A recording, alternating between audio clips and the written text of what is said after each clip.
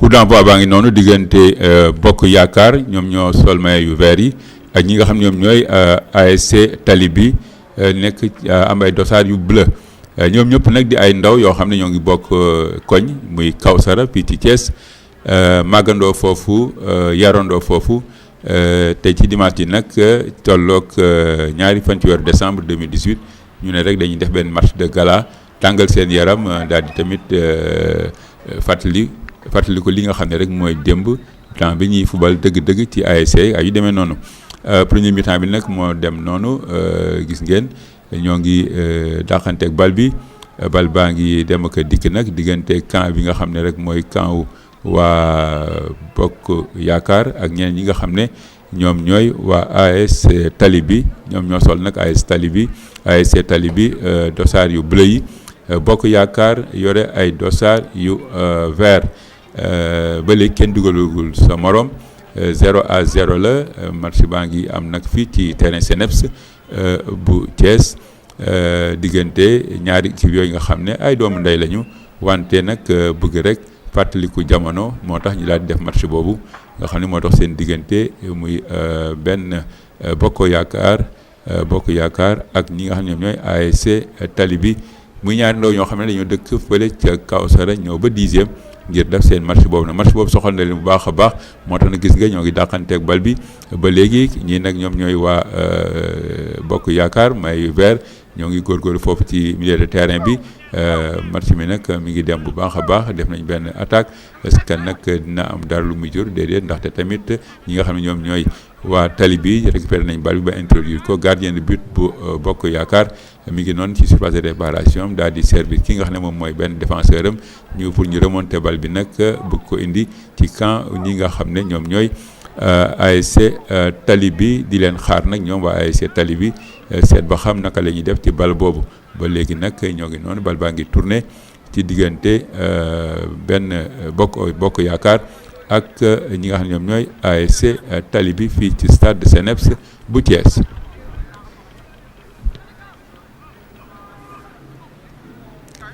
ba léegi 0-0 ci diggante ñaari équipe yooyu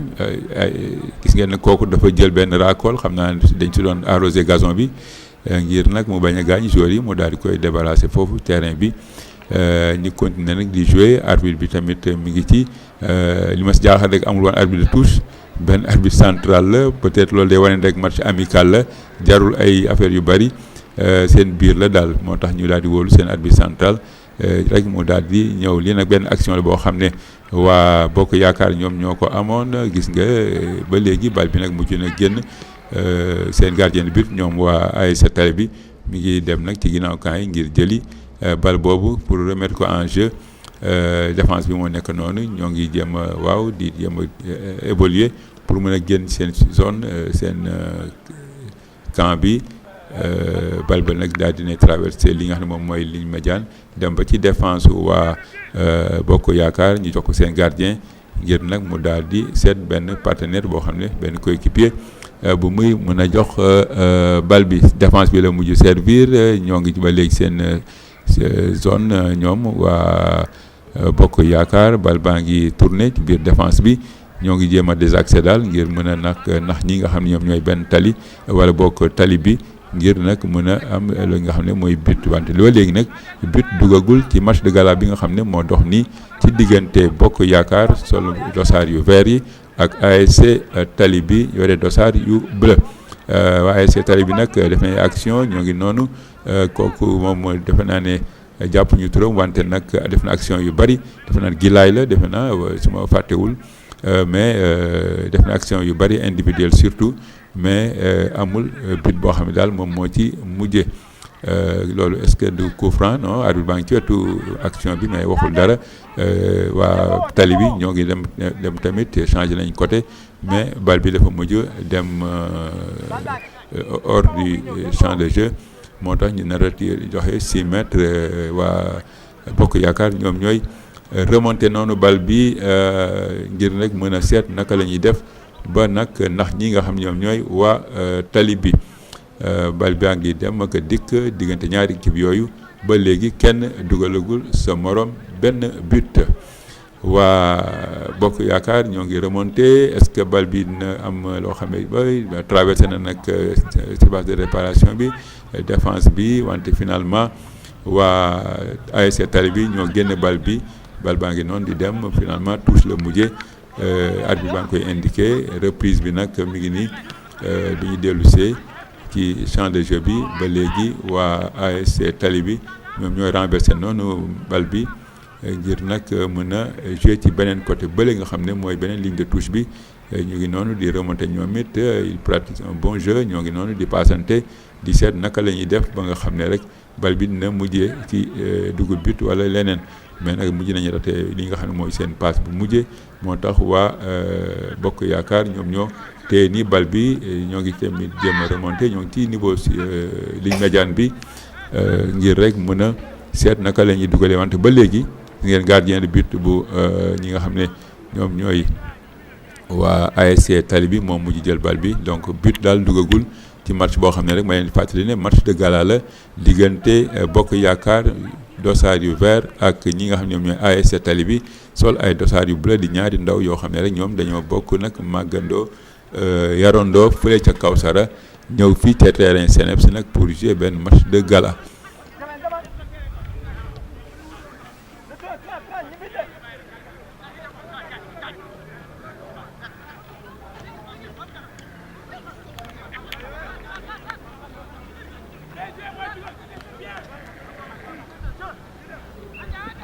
ASC Tali bi ñooy contrôler noonu bal bi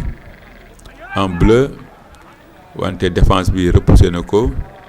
bal bi dellusiwaat na ci ligne médiane bi waa ASC Tali ba léegi ñoo récupéré bal bi ñoo ngi ci sur côté gauche bi fële est-ce que dina mën a centrer gars yi ngi koy xaar mujj na passe niveau du milieu de terrain mais gardien de but bu ASC Bokk Yaakaar moo jàpp bal bi.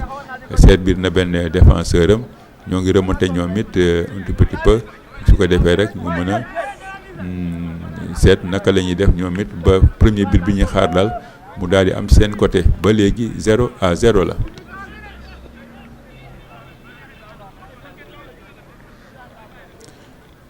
dafa mel ne rek ñaari équipe dañoo tolloo doole pour l'instant en tout cas ba léegi kenn mënagul dugal moroomam. te pourtant nag occasion yi am na ay occasion mais chaque fois défenseurs yi ñoom ñooy repousser balle bi wala boog attaquants yi def ay erreur ba nga xam ne duñ mën a def la dernière action ba balle bi mën a dugg tir de loin la gardien bi jël na ko muy gardien waa ASC Bokk Yaakaar.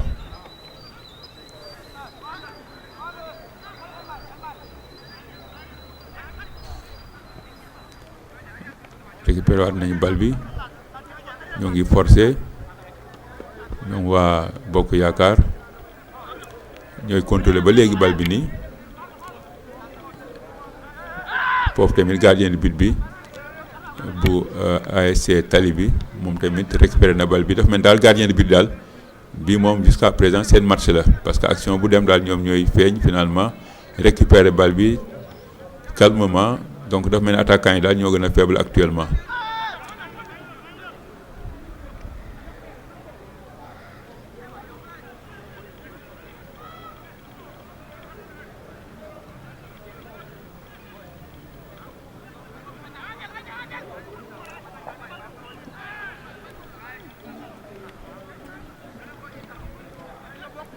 ASC Tali bi défense su Bokk Yaakaar repoussé nañ ko en touche ñoo ñëwaat ni toujours ci match bi belle introduction waa Bokk Yaakaar centré na mais dans le décor centre bi baaxul dafa mujj génn action boo xam ne la amoon nañ ci yaakaar ñoom ñi nga xam ñoom ñooy waa Bokk Yaakaar coup franc la coup franc boo xam ne nag mën na jur dara nañ suivre coup franc bi. gardien de but bi jàpp na finalement bal bi rëcc na ko défense bi moo ko mujj sauvé tir de loin mais ba léegi bal baa ngi ci seen surface seen zone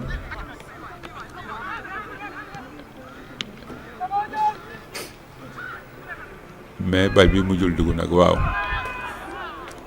fii nag mi-temps la 0-0 la gars yi mujjee ci seen première période 0-0 kon nag kenn dugalul but diggante Bokk Yaakaar ak ASC Tali bi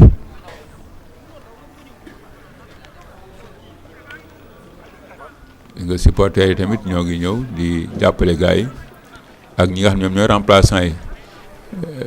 deuxième période bi nag mi ngi nii di door ba léegi 0-0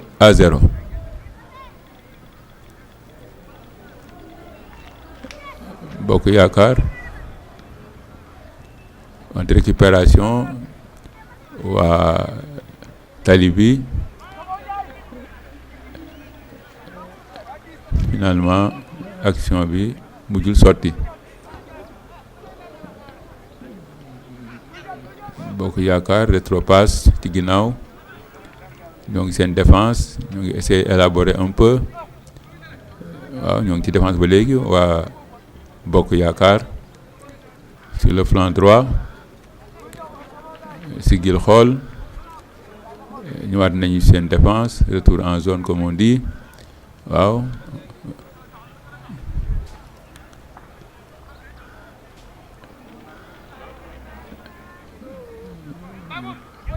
bal bi mujj dem touche ba léegi 0-0 0-0 diggante ASC Tali bi en bleu ak Bokk Yaakaar en vert ñoom ñëpp ñu dëkk nag Kawsara ñëw fii ci CNEPS ngir rek fàttaliku jamono muy match de gala boo xam ne enjeu bi mooy rek retrouvaille seen biir donc amul benn enjeu boo xam ne enjeu sportif la gagné am dem lii wala leneen non ñoom daal dañ koy def rek ci jàmm ak salaam match xarit wala daal li ñu naan match amical mais biir match de gala la xam naa sax moo war a gën a nekk amical parce que boobu moom l'essentiel c'est de participer rek quoi waa Tali bi mais finalement gardien de but bu Bokk Yaakaar moo intervenir jàpp bal bi relance ko attaque bi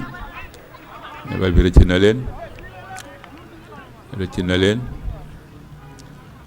waa Tali bi ñoo yore contrôle bal bi ñoo ngi ci moitié de terrain est-ce que coup franc la si arbitre nag waxul dara kon nag gaa yaa ngi joué Bokk Yaakaar ñooy menacé ñoo ngi ci moitié de terrain bu ASC Tali bi yi nag benn xeex la diggante ñaari joueurs yi ñoo ngi xëccoo bal bi passe en arrière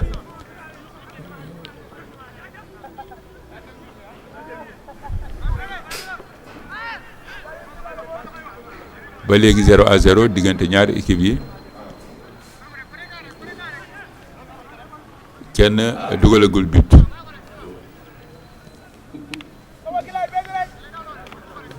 boobu action la sur le flanc gauche waa ASC Tali bi ñoo ngi travailler dellu si nañ ci ginnaaw perte nañu bal bi finalement introduction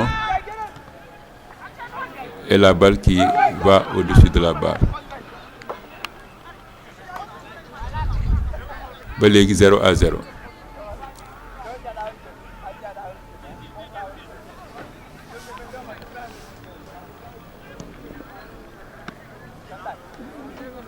diggante ASC Tali bi en bleu ak Bokk Yaakaar ñi yore dossard yu vert yi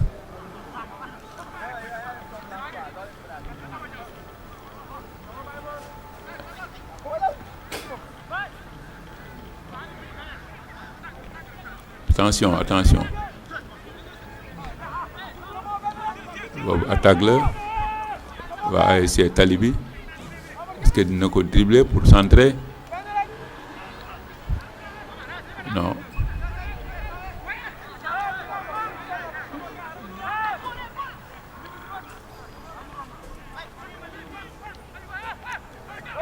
Bokk Yaakaar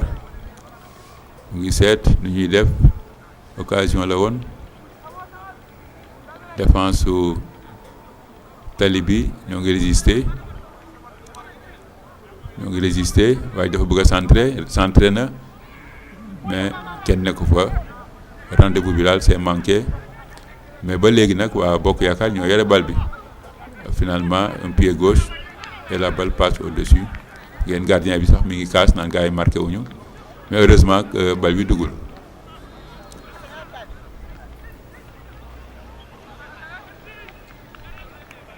poussé coup franc la war a nekk pour ASC Tali bi mais ballon bi mais ci waa Bokk Yaakaar ci moitié de terrain bu ASC Tali bi action yi mujjul doxee dara gaa yaa ngi xalaat coup franc est-ce que sax du penalty est-ce que sax du penalty ñu xaar arbitre bi comme amul arbitre de touche xanaa arbitre la ñuy xool rek lan lay wax pour mu désigner ñu point de penalty avancé na ba ci point de penalty bi kon nag penalty la waa Bokk Yaakaar ñoom ñoo am penalty parce que seen joueur bi moom dafa dugg ci phase de réparation bi ñu fauché ko kon nag penalty waa ngi noonu 0-0 la ba ci penalty bi ñuy xool nag penalty bi mujj na dugg muy 1-0 centre baa ngi nii ñu joxe waat waa Bokk Yaakaar mujj nañu dugal penalty bi muy 1-0 benn bal ci dara 1-0 la action beneen baa ngi noonu ba léegi waa Bokk Yaakaar sur le flanc gauche bal baa ngi biir surface de réparation bi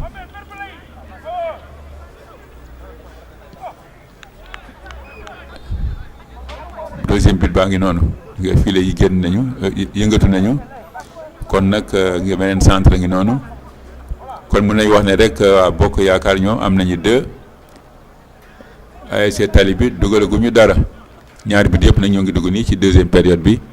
ci match de gala boo xam dox seen diggante ñoom Bokk Yaakaar ak ñi nga xam ñoom ñooy ASC Tali bi di ñaari ndaw yoo xam ne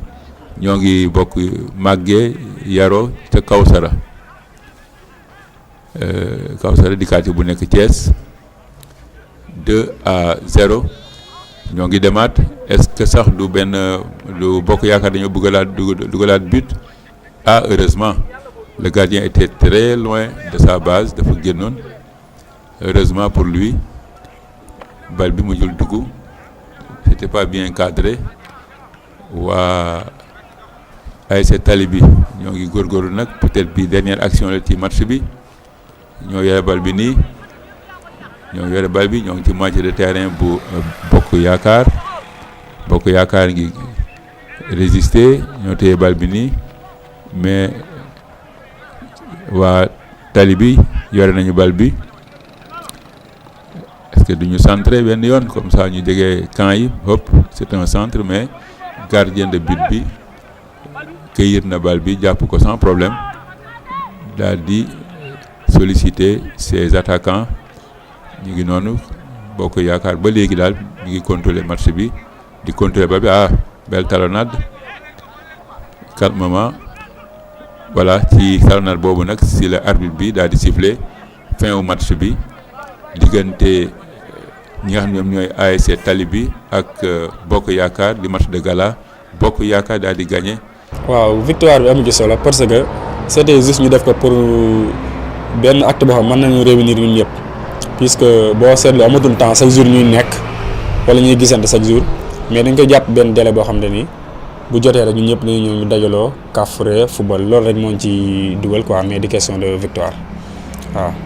si am na victoire mais victoire bi moom pour ñun compté wul quoi l'essentiel mooy que ñu dajaloo woon kafre fàttali compté quoi parce que ñun ñëpp ñoo daan ànd lépp bi nekkee booy ba léegi peut-être nag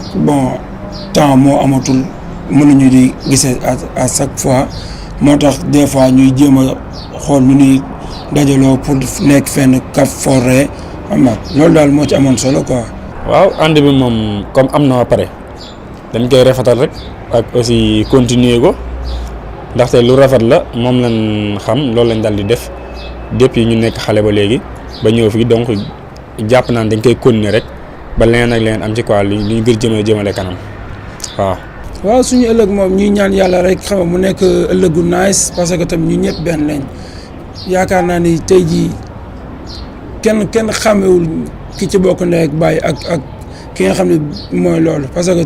koo ci gis rek day mel ni moom moroom ñoom ñoo bokk ndey ak baay lii ñaan yàlla daal mooy ñu sàmm ko xam nga yàlla tamit dooleel ñu ba niñ ko bëggee ñu laa koy defee noonu parce que yaakaar naa ni loolu donc moom moo fi des quoi lépp loo xamante ni daal war nañu ci rafetal ko ñu laa koy naay sal quoi pour ëllëg. xale yi nekk seen ginnaaw topp ci yéen ci wàllu at lan nga leen di dégtal.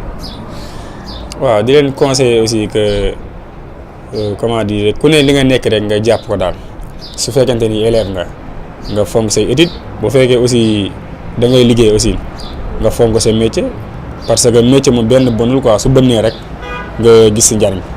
donc ñu souhaité kenn ku ne li nga nekk rek nga fonk ko jox ko cëram ba lu la ci suñu borom sédd rek nga xam ni loolu la daal. waaw man de